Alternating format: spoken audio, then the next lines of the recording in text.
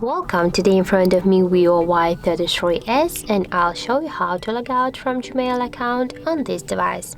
So first you should go to the Google folder and now just launch the Gmail application. Now just here tap to OK, and here on the right upper corner go to this icon, and as can you see we are logged in right now in the top 2 accounts Gmail.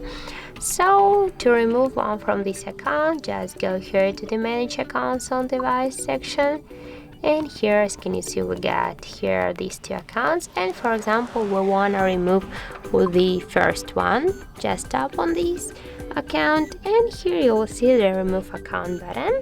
Just tap there and confirm to remove account, and as can you see this Gmail account is gone right now. And right now we'll see, as can you see we're logged in right now just into one account, sorry. So that's it, that's how it looks. If you find this video helpful, leave like, comment and subscribe our channel.